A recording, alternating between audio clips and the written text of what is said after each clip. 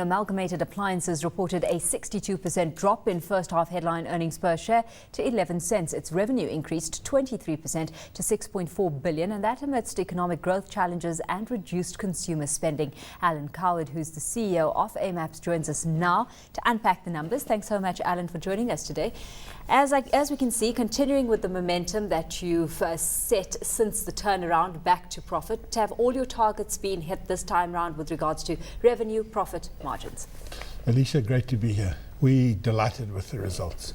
So we achieved a 22% growth in revenue, as you said. We were firing in all the categories, operated well in Africa. All our different categories performed. We achieved market share, 2% growth in Russell Hobbs market share, organic growth in the new categories that we launched. So we were delighted. That filtered down to a 35.5% operating profit growth, and then a normalized, what we call normalized earnings per share growth of just over 16%. We had some non-trading items, non-recurring items, and that's what resulted in lower headline earnings. So the restructuring process you've seen over the last couple of years really paying off and taking you to a position certainly that's made you attractive as an acquisition target. Bidvest having its sights keenly set on you, now acquiring 100% of the business. What does this mean for the business's strategy moving forward? So first of all, if I can just update you on the Bidvest approach. So we were delighted with that. That's a big compliment to be approached by Brian and his executive team. The shareholders will vote on the deal on the 12th of April. So the minority shareholders, we're sending a circular with all the details to all the shareholders, and they will then vote on the 12th. The board has reviewed the offer. They've had an independent expert look at AMAP, value AMAP, and the board is supportive of the bid from Bidvest. So I think, in knowing Brian and knowing the executive team, our chairman is David Cleesby. They looked at the strategy, and I think Brian will look for us to accelerate our strategy, bring the power and muscle and the intellectual capacity within Bidvest into AMAP and just drive it further, faster, quicker. And I think we will achieve good things together. Within South Africa, but also out of South Africa's borders. So let's take a look at that Africa strategy, because, when it comes to your Russell Hobbs consultancy agreement, that's really what you've been leveraging off to muscle your way through the rest of the continent so far.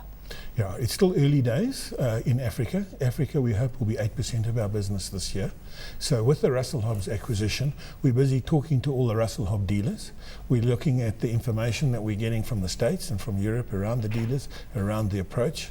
They're giving us a lot of information at this stage. And we think that, and we know that the Russell Hobbs business will accelerate, and we can leverage that business with our other brands, because people want the Russell Hobbs. And then we can introduce South African brands such as Pineware, Sultan, Tedelix, all those brands through to Africa. Of course, your brands are good, better, best. They fall within that category, and so it leaves you targeting a very wide LSM group. What's your assessment of the current consumer market in Africa, but in South Africa more specifically? So Africa trading is very tough at the moment. We see the categories in which we operate are flat. But the consumer at this time, every cent that they spend is very important to them. And they go to trusted brands. We use that word, trusted brands. They go back and they buy the brands that they've relied on, that know are going to work for them, they know they're going to get value for money from, and they know that there's not going to be problems with those brands. And as a result, we've seen an increase in Russell Hobbs.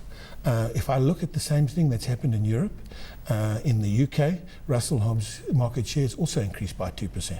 Where you're looking at reputation and credibility of these brands, how difficult is it to push higher prices through, increase your margins on that basis? Because something you've got to consider in a very big way is the kind of weakness that's filtered through to the rand, because that means imported inflation, that means your imported products are coming to you at a more expensive price tag. Look, we have a lot of challenges around the costs. We have challenges with the exchange rate, we have the petrol price, we have the potential of the toll roads going up, we have the electricity prices going up for our local manufacturers. So we have all these challenges. But it's important for us to make a profit. Because if we make a profit, we can continue investing in manufacture, in tooling and equipment, in new products, in innovation. So you need to get the balance right. And it's a difficult balance. You never get it quite right. People always look and say you can do things better, price is more competitive. So our strategy is to have the lowest cost in the market with the right prices that are good value for money for the consumer. A lot of this growth that you've seen and the brands you've been able to put out there as a result of you having been pretty acquisitive as well. Just how acquisitive do you plan to be moving forward? We like to do one acquisition a year. We've just done a small one. We've acquired Metalex, which is bakeware and braai products. It was about a 6 or 7 million acquisition with about 30-40 million rands worth of turnover, but the potential for that is really high. Bakeware products coming out of China, we will be in opposition to local manufacture, and we see a market in Europe for that. So there's some exciting things that come out of the small acquisitions. What do you see that doing for your muscle right now? I mean, how aggressive a contender are you in the current market space, and how aggressively are you managing to steal market share? We've looked at the size, the economies of scale, and we're running at about 1.2 billion. We think for us to get the absolute opportune size is somewhere between 2.5 billion rand. That means we get more stuff on the truck, we get everything on one invoice, we have a lower cost of operating, so it's better for the consumer, it's better for the retailer. So we're continuing over the next 5 or 6 years. We would like to see one acquisition a year.